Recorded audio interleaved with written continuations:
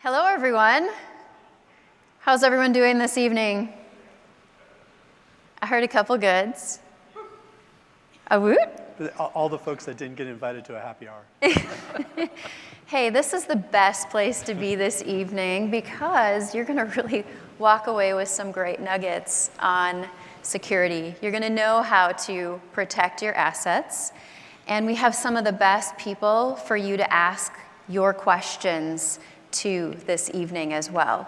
But before we get to that, let's just go ahead and talk a little bit about what it means to protect your assets and why we care about it. So first of all, ransomware alone is probably affecting, or at least affecting your thoughts on how you manage your enterprise data. Think about the fact that every 11 seconds, a ransomware attack is occurring. That's as often as pouring a cup of coffee in the morning. So if that's not causing you to lose sleep, I'm not sure what is. My name is Teresa Miller. I am the Director of Technology Advocacy here at Cohesity, and I'm going to go ahead and turn intros over to my panel next before we dive into our topic today. Go ahead. Thank you. I'm Mike Higgins. I'm the Director of Security for Amazon Health Services. If you've heard of Amazon, we're the A in the AWS. But we have a growing health services business. It's obviously a new area for Amazon with the purchase of PillPack several years ago, expansion into several businesses. Recently, the recent announcement of Amazon Clinic. We have slightly, and then the impending or planned acquisition of a company called One Medical. From my perspective, ransomware is my number one threat. I don't know if you read the trade rags on what happens with ransomware, but last year, we're so proud, the healthcare industry passed finance for the number one attacked industry in the world.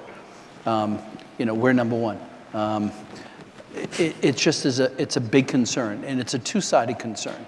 It's one is not only does ransomware disrupt operations in healthcare, it can cost lives. There's already been 2 lawsuits, 1 lawsuit and then 1 claim investigation in Germany over death related to ransomware, a lawsuit here in the US in Mobile, Alabama, a baby's death as a result of ransomware that was took down the hospital systems that they weren't properly prepared.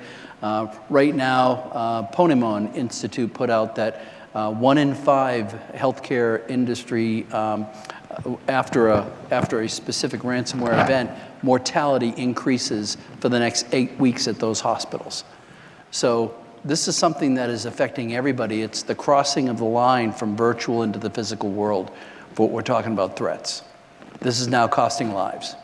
So we have to take it seriously.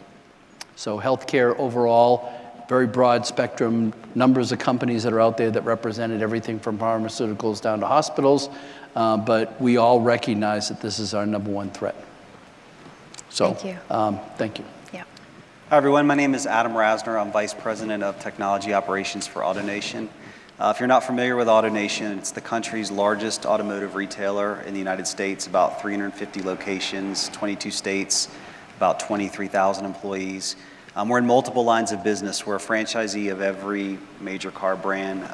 We also have 80 collision centers. We have our AutoNation USA stores, which are all pre-owned vehicle sales. We have our own precision parts line, and we also operate 4 auction houses. So we are kind of everything automotive to the consumer. I'm Brian Spanswick. I'm the Chief Information Security Officer and the Head of IT at Cohesity.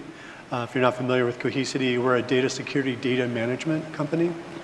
And so my role is unique in that I've got responsibility not just for the cybersecurity of the organization, but also providing the IT services around business applications and IT infrastructure.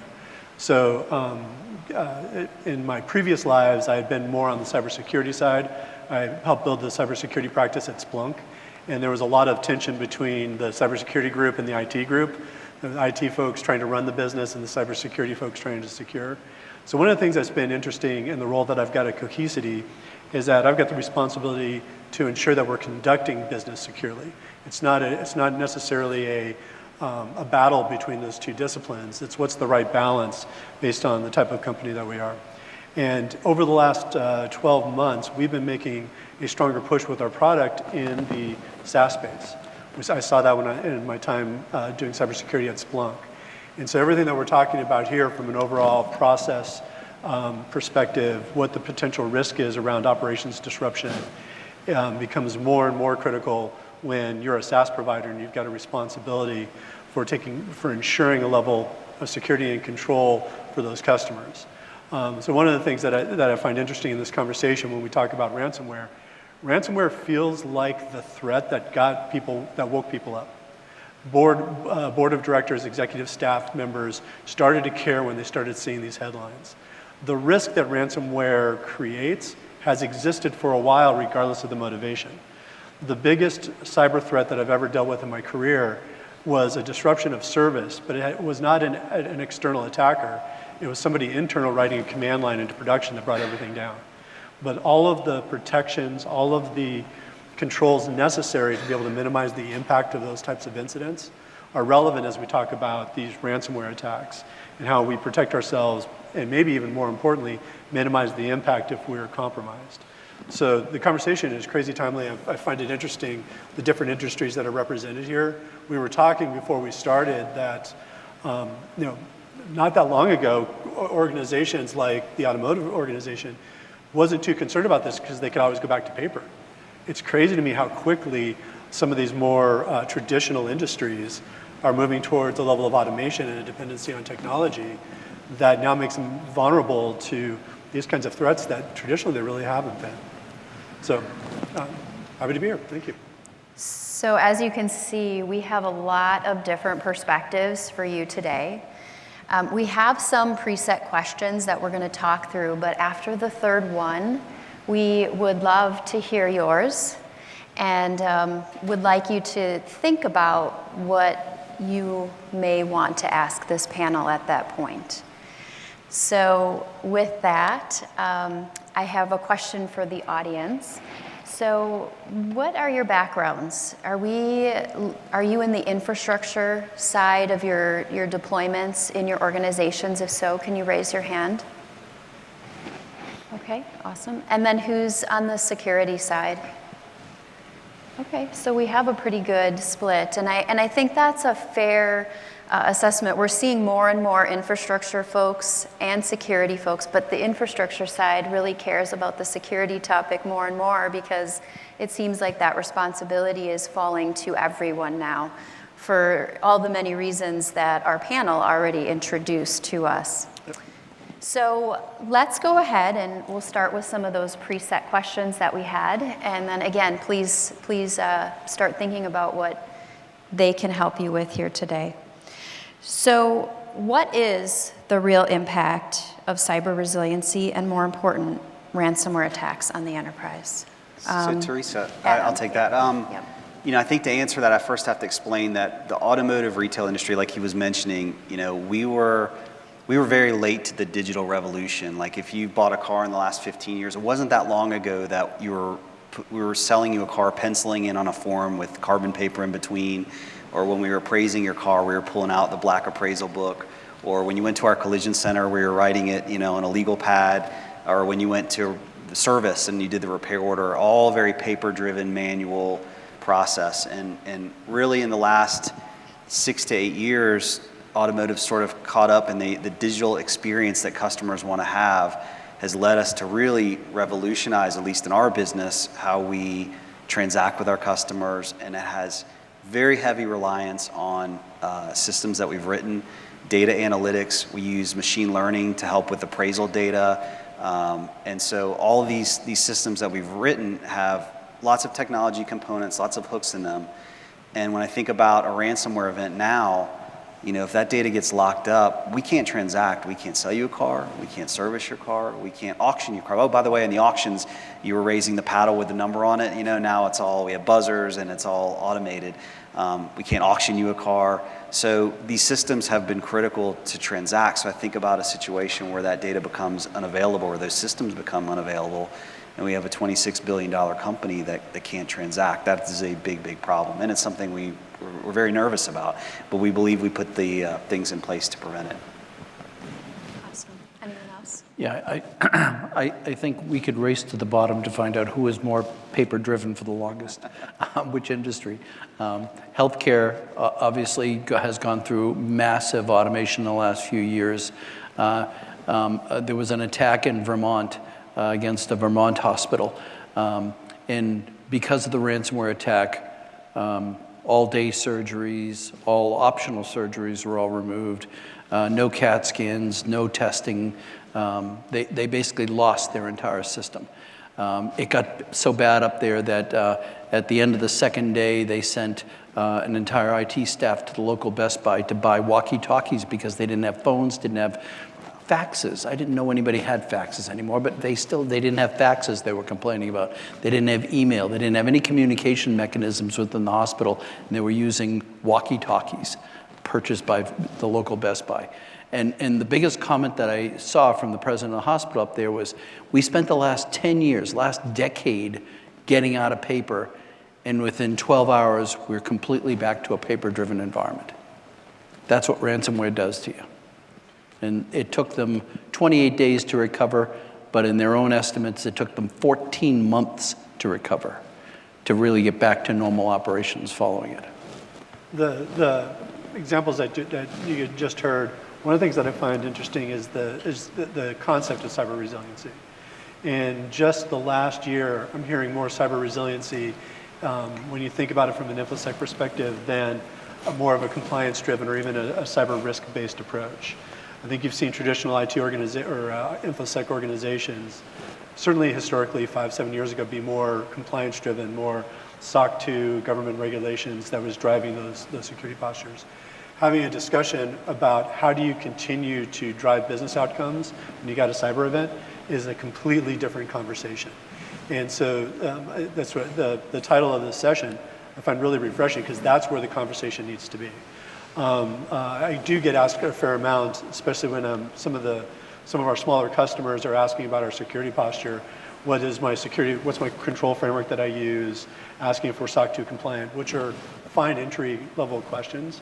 But when they're entrusting their business processes and their data to our solutions, the conversation just really needs to be up-leveled around the viability, the cyber resiliency of their organization.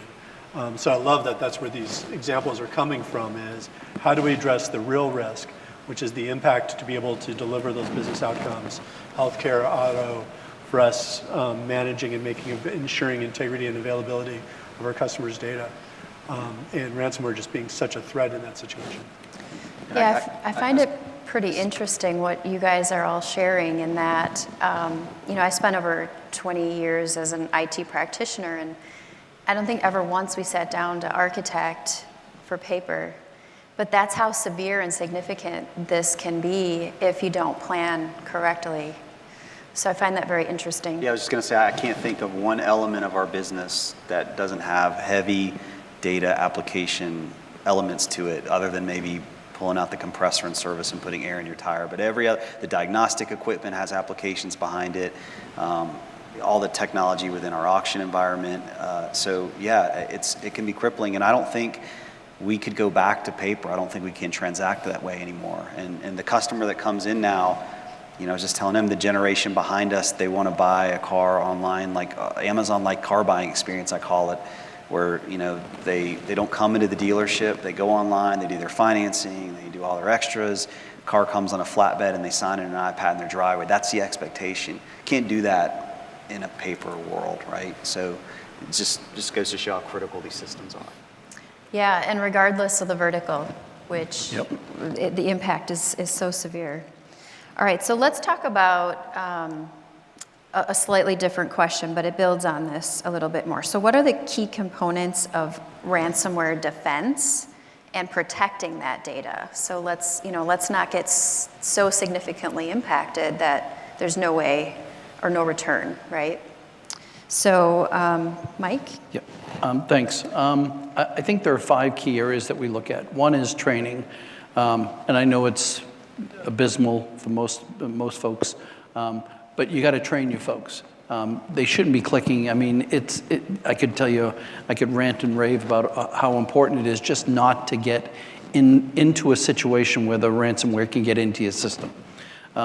Second thing I think we need to look at is backups to make sure that you do have a good structured backup system so that if the bad thing happens, then you're at least prepared, hopefully prepared, to try to restoration of your systems.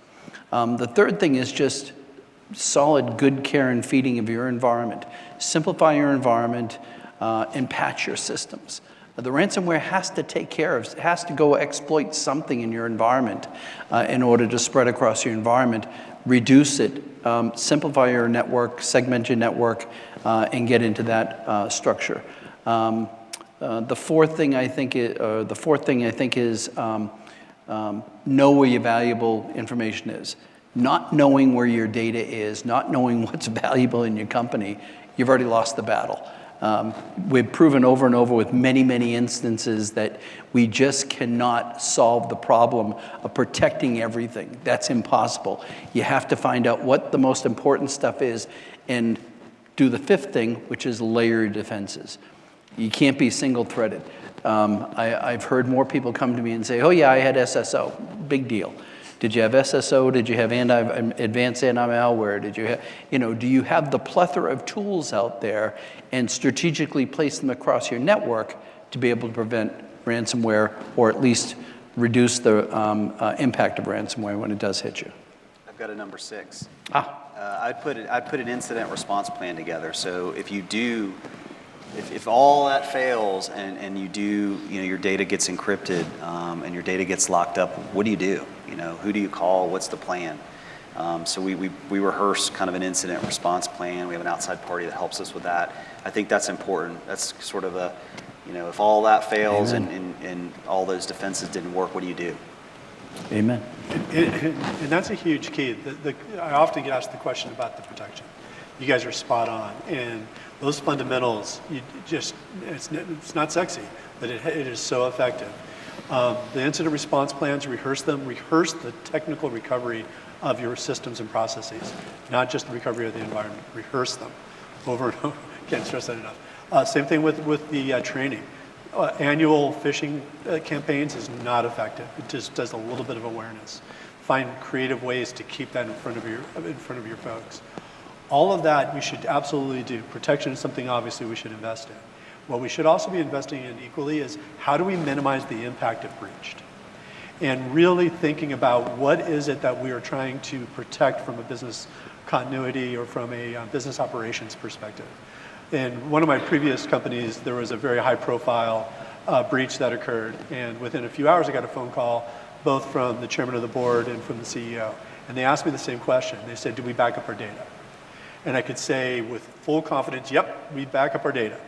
And I was really glad there wasn't a follow-up question. How quickly can we recover our core processes from backup? Whole different conversation or discussion.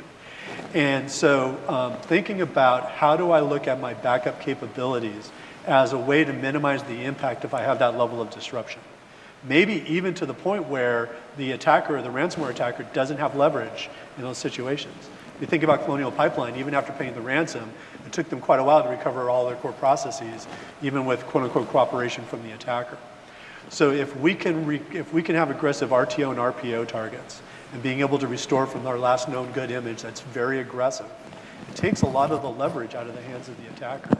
And then it also gives me a ton of comfort when I've got the scenario, like I described earlier, where it's not an attacker, it's just some person on the inside doing something foolish.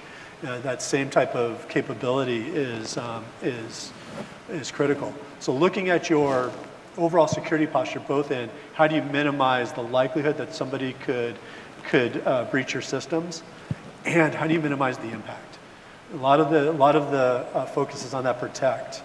That balanced approach is really, really critical because especially when you start talking about things like phishing, you can only get so comfortable.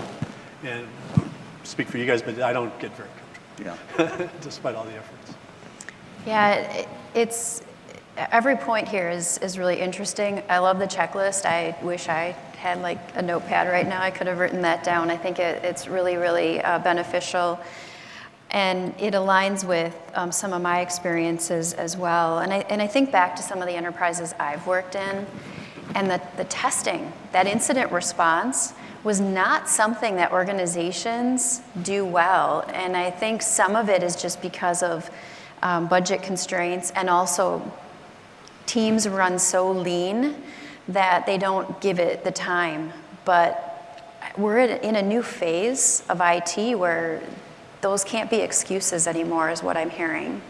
And again, when you put the emphasis on cyber resilience, how do you not have those levels of testing? Right. And that level of testing is how do you recover your operations, as opposed to do you back up your data? Yeah. I was going to mention one other thing. I mean, I'm more on the tech ops side of the house. We have my peer is the CISO and his team, and I think it's got to be clear lines of responsibility, especially if there is an incident, who's on first, who's doing what, who's ultimately responsible, because sometimes that can get a little bit gray between those two teams.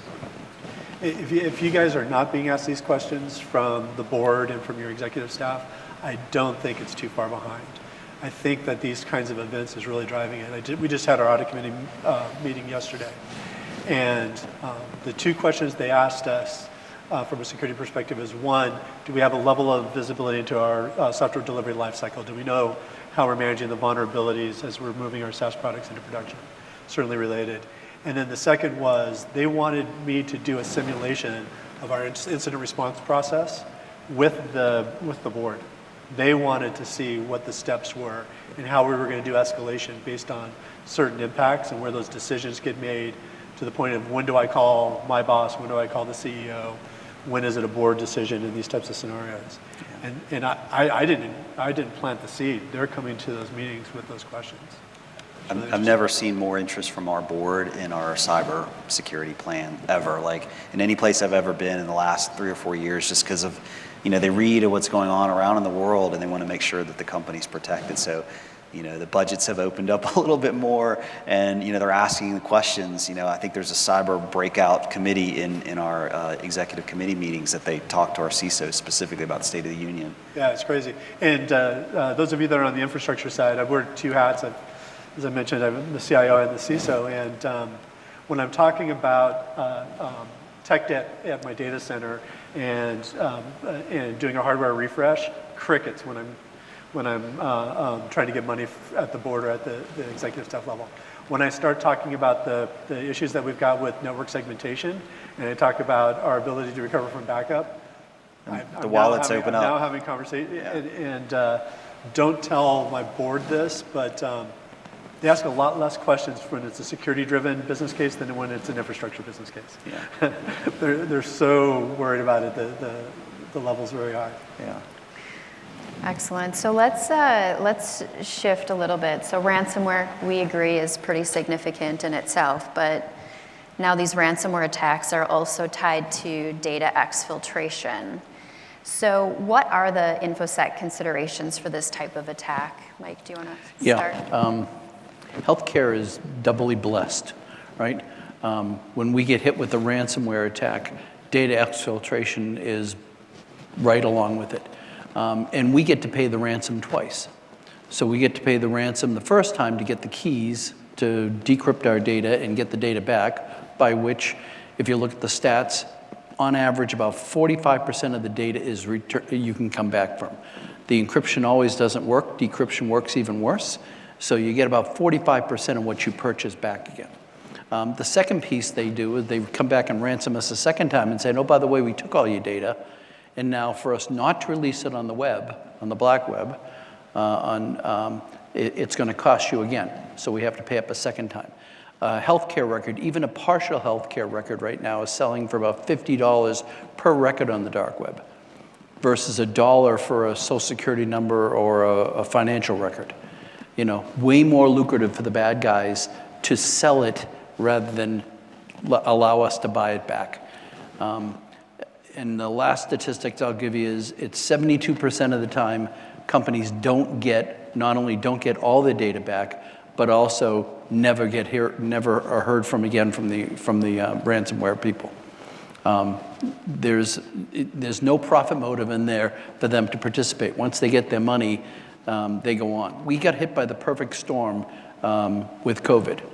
We had an overworked IT staff because they were all brought down to 4 days a week because there was so much money being spent on nurses and doctors in the hospitals. In order to maintain any kind of budget, they had to cut back everywhere, and IT went away. You had high stress environment where you had nurses and the people that were in the offices were not following the normal procedure. No matter how much training, they were clicking on things they shouldn't have clicked on.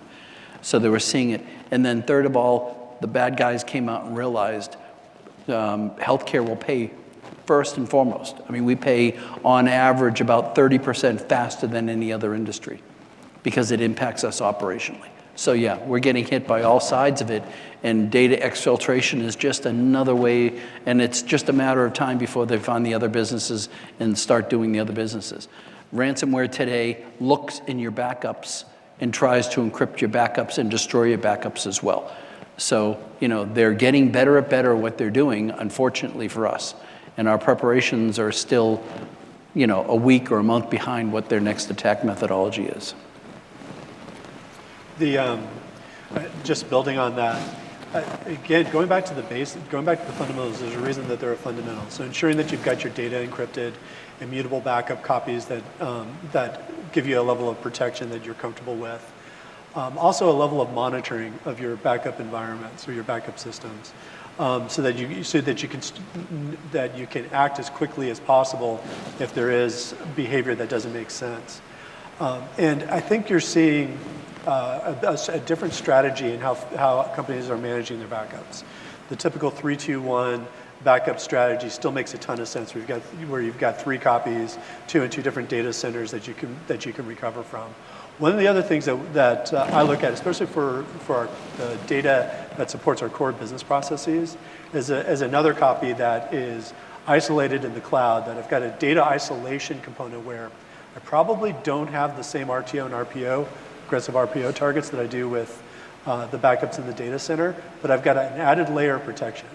I don't love the terms virtual air gap. It sounds something like alternative facts to me, but something that is data that is truly isolated, and the only time that it's got a connection is when you're doing the replication, makes a lot of sense. And I think that's where a cloud solution really helps support that added level of insurance in those situations. And again, I'm really emphasizing practices that minimize the impact in these situations. All really great tips. Data exfiltration, I really had no idea how significant it was to healthcare. So that was really educating for me. All right, so here's that point. We've been through a few questions. I'd love to hear from you in the audience. What's affecting you? What's on your mind? What can our resources here answer for you? Yeah. We can't hear you very well. Can you hear him? No. Let me come down by you.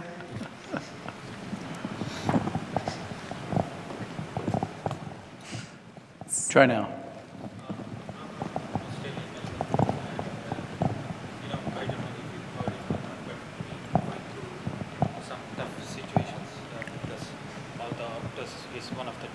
Company, all the data got lost, ransomware and all of that. Now we are to rebuild. We are as in everyone is looking to rebuild all of that. All that is because some of the non-prod systems or some of the systems are not maintained properly because one of the API was exposed and all the data was taken.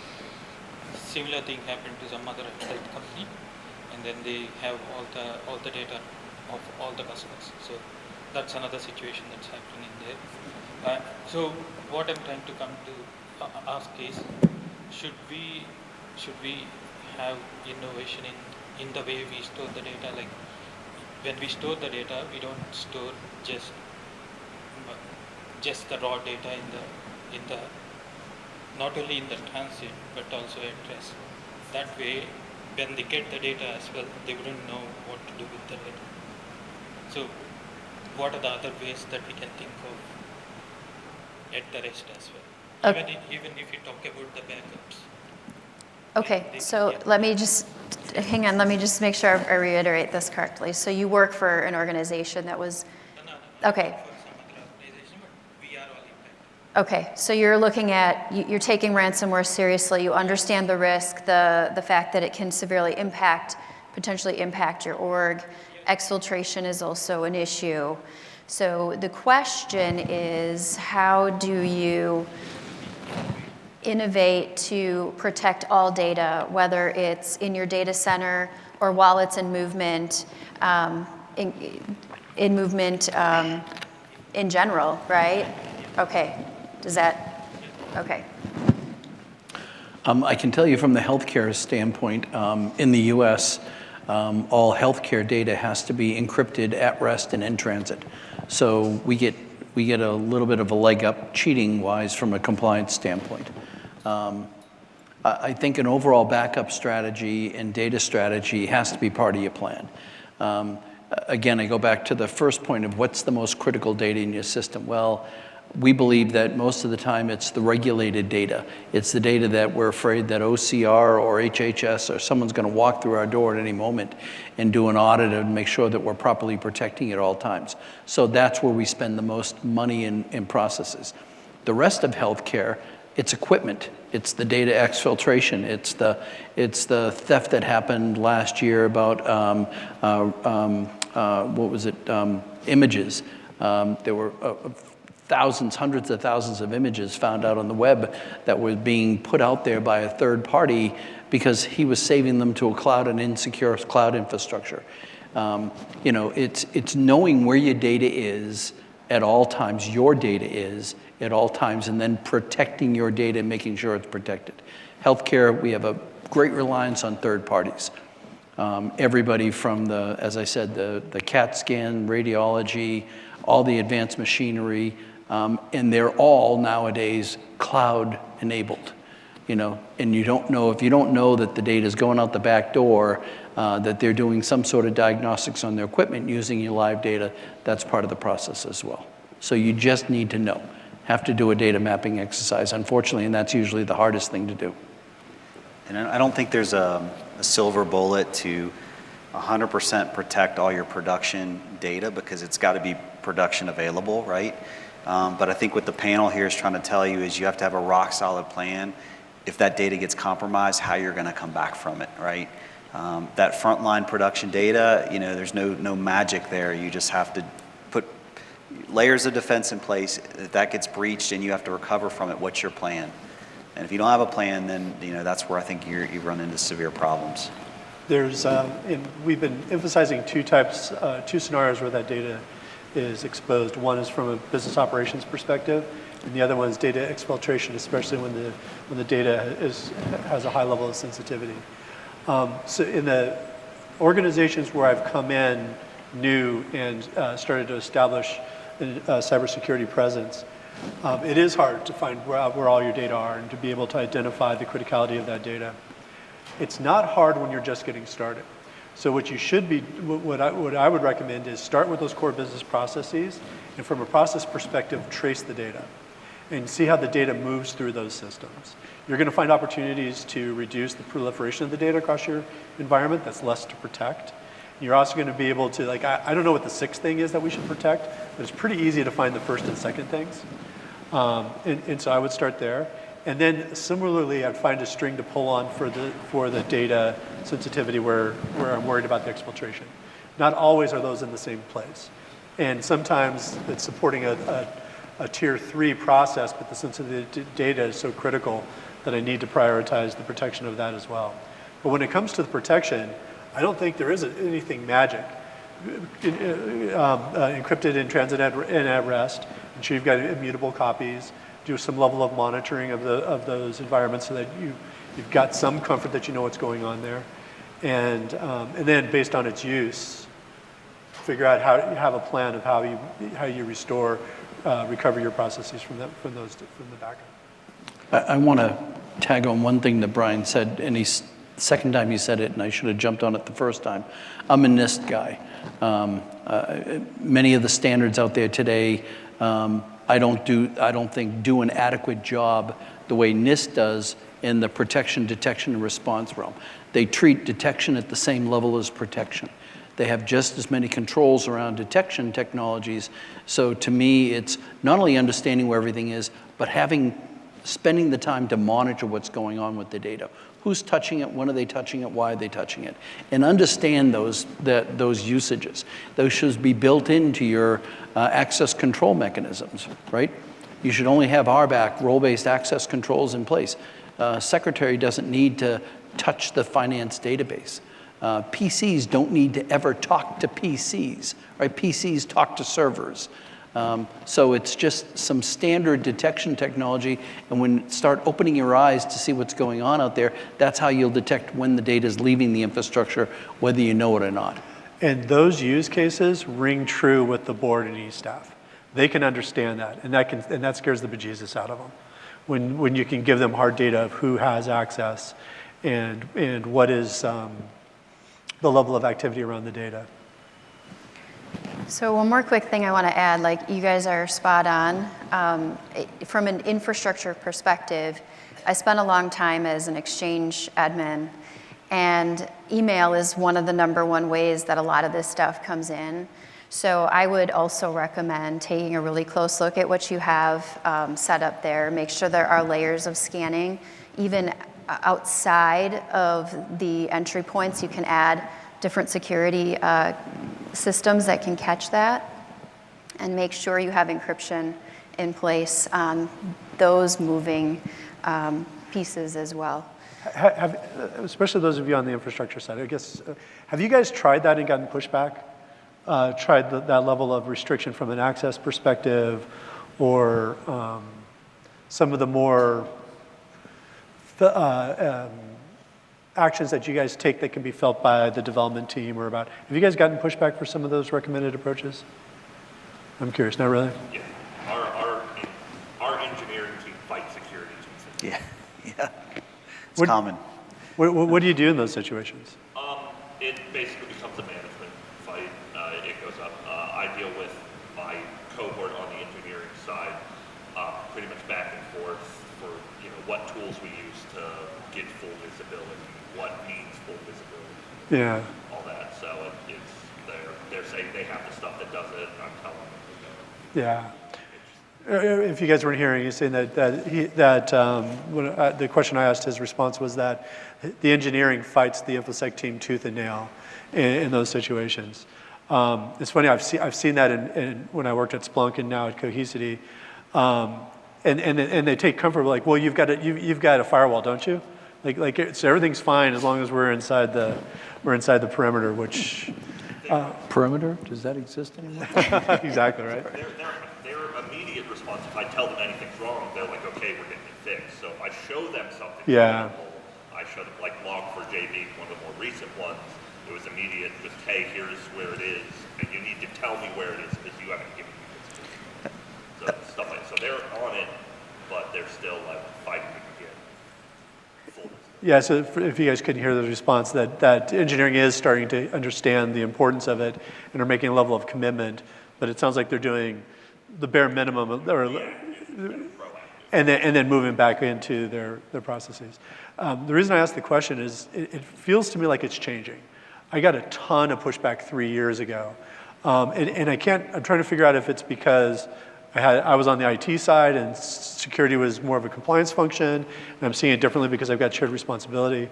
But we just started getting more restrictive on our end user endpoints and taking away a lot of the flexibility from our users. And I've tried this in other organizations and almost had a full-blown revolt, and people threatened to quit. And they get the revolutionaries got executive support. I'm not seeing that now. I'm now seeing the executives standing behind those kinds of security measures and saying, you know what, if we lose folks, we're going to lose folks because we're just not willing to take the risk anymore. So it feels like it's changing. It's an interesting dynamic when you've got top-down EC level support for security and security initiatives, but then The apps team doesn't want anything to impede their progress. The tech ops guys don't want the security guys putting any more tools out there. And so you're trying to manage these battles. But I think now, because there's buy-in top down, those conversations are easier to have. I think so. And I'm being invited into those conversations as opposed to trying to generate the desire to have them. The other thing that we do, that we've done, that we've gotten some good traction in these scenarios where I'm talking to engineering, or if I'm talking to the two areas that I think where I've got the most tech-savvy groups, engineering and customer support, is I don't own the risk. Other than a few of the controls that I actually operate, the risk is actually owned by engineering. It's actually owned by support. And so one of the things that I do a little bit different from a risk assessment perspective, everybody uses the equation likelihood times impact. We do too. But the likelihood piece is not the likelihood of a breach or the likelihood of a control failure. It's the likelihood that impact is going to be realized in the next 12 months. We put a monetary value on it. Even if it's something like brand equity or our position in the market, I put a dollar amount to it. Sometimes I get some pushback like, how accurate are you? Well, how accurate do I need to be? I'm not an insurance underwriter. I just need to be directionally proportionally right. But as soon as we could take that kind of dollar amount with the percentage likelihood of the impact being realized, and I hang it all around the neck of the VP of product, that changes the conversation greatly. Now, I'm making it sound like I do those kinds of things. I don't. Like it's a partnership, and the leadership that I'm working with is they're looking for the information that I'm providing. They want to make an informed decision about risk. Most of the executives that I work with, most of the business owners that I work with, they don't have any problems accepting accountability. They just don't know what accountability they're being held to. And so when we have these kinds of conversations and that potential impact that they're responsible for, it changes the conversation. Any other questions? Yeah. Thank you guys for speaking. Yeah. I have a question. You mentioned sort of the training of your staff in cybersecurity principles being sort of an essential component to securing your perimeter. What does a strong cybersecurity training program looks like? Have there been any incentives or objectives that have been particularly effective? Okay, so I'm going to just repeat the question because this is being recorded. So he's asking about training as a recommendation. So what does a good training program for security look like? I don't know who would like to take that. I can answer. I've done it 2 or 3, 10 times. I think, first of all, it has to be any training that you'll stay awake for. Security training, by reputation, is like watching paint dry. And we've got a bunch of companies that are trying, but it's having the relationship with the legal HR department that can push the envelope a little bit and make it a little bit exciting for people. You have to make it meaningful to people. You can't just tell them this is what you do at work. You have to make it applicable for their home life too. So it's a matter of that you protect systems commensurate with their value. That has to be put into language that, how do they take it home? Well, that means that your password for Facebook doesn't need to be the same as your password for your retirement account, right? So you have to make it meaningful to them. And then you have to show them examples and give them examples, anecdotal data or the most data that you can provide them about what goes on in your company. You have incidents, hopefully, knock on wood, there's no wood, but you've got incidents going on in the company, sanitize them and let people know about it. That's the best way of doing it. Talk about the secretary that clicked on the link. Talk about the engineer that introduced a new vulnerability into code because he copied it from an old library. You know, talk about these examples with them and make it meaningful to them. And then do it regularly. So this is the worst part about it, is HR will fight you. HR will say, you know, or the business will fight you because a minute of training takes away from a minute of productivity in their mind. So they want to minimize it. But put it in biteful chunks, if you will. So I used to aim for 10 minutes at least every month to make sure that we're reminding them in their face, reminding them constantly about security. They're responsible. The whole point, I almost not laughed at Brian, but the question, he was like almost surprised that they're responsible. The business is responsible for this. Security department didn't get created so that it could accept all the risk for the company for security risk. We're supposed to be monitoring. They're responsible. I can't turn the knobs with all those departments. I can't write the code for the developers.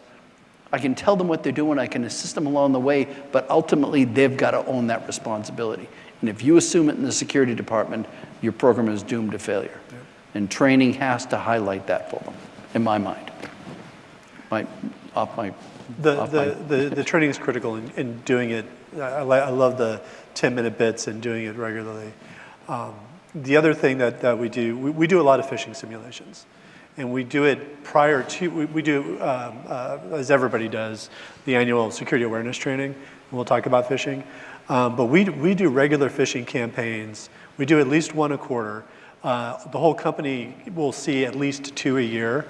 And then for some of the more high-risk roles within the organization, we have more specific type of phishing campaigns for those roles. The thing I like about that is they get immediate feedback when they click on the wrong thing. Their penalty is a 10-minute training class. But they get rewarded if they actually do the right things.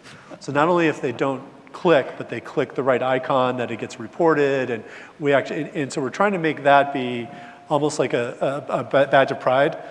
The folks that actually have the security bottle means that they know what they're doing, kind of a thing. Not quite as good when we're not all in the office. As good of a training program as you can put in place, and you should do all of these best practices that we're describing.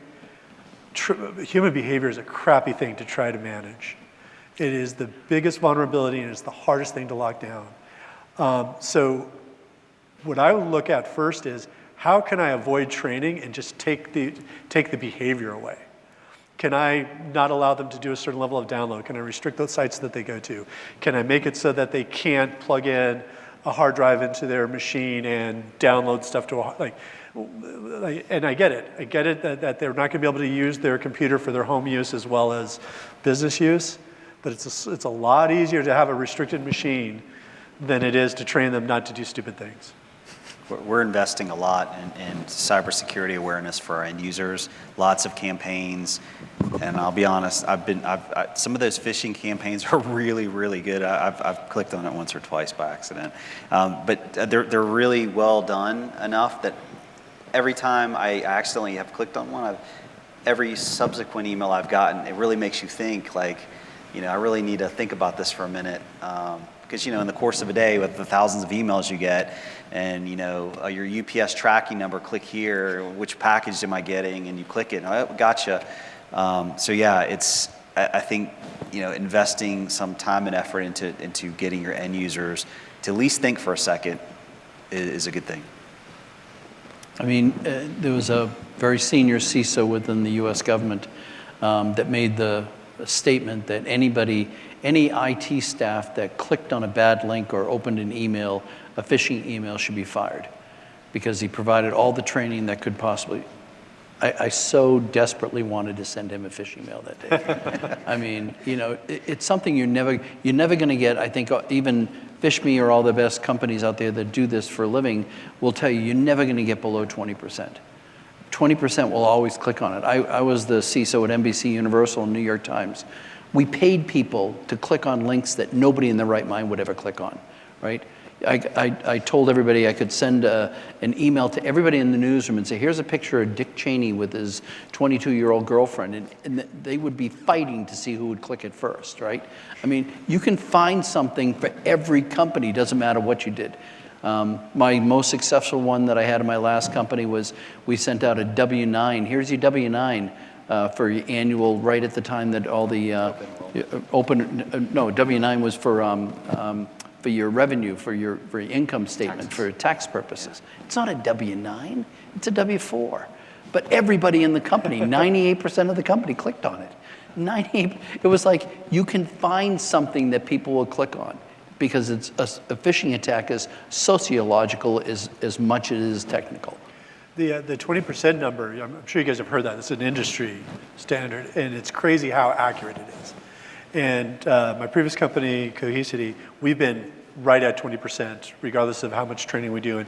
But the thing that I find really interesting is it's always a new 20%, if that makes sense. Yes. Like, and so just because they didn't do it once doesn't mean that they're completely immune to those types of, I think we just got lucky. So trying to figure out how do you get past that 20%. That's why I'm just a big believer in locking down the endpoints as much as we can. I don't trust the user.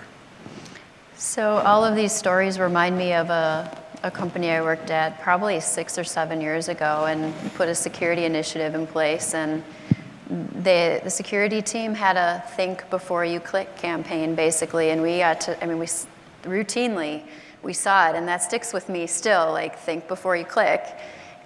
So it seems like that perhaps was a good thing that we were doing. Any other questions from the audience? Yeah. Third-party vendors were mentioned earlier. I wanted to ask, is there a good way to go about third-party vendor management? What does that look like? Is there a good baseline certification that companies should have? And is there any sort of follow-up? Like, I'm wondering, how do you manage, like, scope creep, right? Like, our developers started using a third-party vendor that we started using, but then we started using all these different things, and we said, no, it should just be this kind of thing, or this kind of process. Okay, so you're wondering about third-party tools and what organizations could be using to help kind of better manage security end-to-end. And then you also mentioned certifications, correct, as an interest. And then the third thing was, all right, I have all these projects, I want to do these great things, how do I manage scope creep? Did I get that correct? So that we're not overusing our third-party vendors, that we only accepted them for a certain scope, but then the rest of engineering started using them for a lot more. Okay, so you choose a tool and it was selected for a certain purpose, but now people are trying to use the tool for more when that wasn't necessarily approved. Okay. So, Right. so both at Cohesity and Splunk, we embedded ourselves in the procurement process. So we get right of first refusal on the level of assessment that we do of the third parties. So if they're an office service company or landscaping, we don't do much, obviously, with them. If it's a SaaS provider that is utilizing a lot of our, supporting our core business processes, we have an assessment that happens before we take on, and we look at those use cases, how it's going to be, what the intended use is. And then we do an assessment against our common controls framework. So similar, Mike, we do we've got our common controls framework is based off of NIST, a little bit CIS, and then we've rewritten the KPIs and the SLAs to align to the security posture we're trying to manage to. And so we use that same requirement for any of the controls that we're outsourcing to the third parties. So I treat them as if they're just an extension of of what I have to protect. Now that's easier said than done. A lot of times if it's not like an SFDC or somebody along those lines, a SOC 2 would be a certification that I would use, a SIG-Lite, CAKE, some type of, we'll do a quick look. But if it's something that really does get involved in our software delivery lifecycle, core business processes, we'll do an actual technical evaluation. And for those groups, we do a reevaluation every 12 months, looking at those core processes. Now, when it is a tool that's going into an organization that I don't have control over the usage, and sometimes my business apps team doesn't even control the deployment of the application, I'm trying to change that, I assume the biggest level of proliferation. I assume they're going to use it for all of the things that we make available to them, regardless of what they say. And so we assess at that level, as opposed to being scoped down by the business case. Does that help? Awesome. Okay. Any other questions? All right. So the next one that we had for you is around tools and protecting data. So traditionally, organizations have used tape, archive, or replication to keep additional copies of their data. So why are these no longer sufficient? Adam? Anybody in here still using tape? It's okay. Don't be embarrassed. It's all right.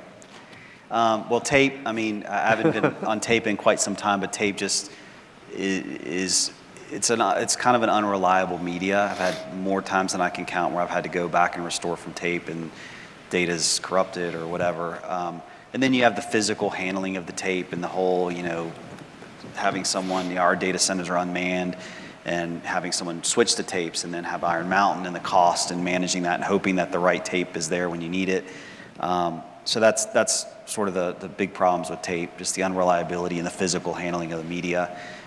We're doing exactly what she mentioned before. We are taking our production data, replicating it to a DR facility, but then we're going to the third step, which is working towards an air gap version of that data in the cloud. The other piece that's worth mentioning is we're very hybrid. We have 2 colos. We also have, I'd say, 40% plus of our apps and data in Azure and AWS. And having one pane of glass to manage all your backup data from both cloud and on-prem is pretty important, and that's in the tape world.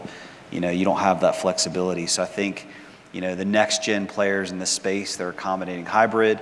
They're a more reliable way to do backups and kind of covers both the on-prem and the cloud. And then again, to add that extra layer, the air gap thing I think is pretty important.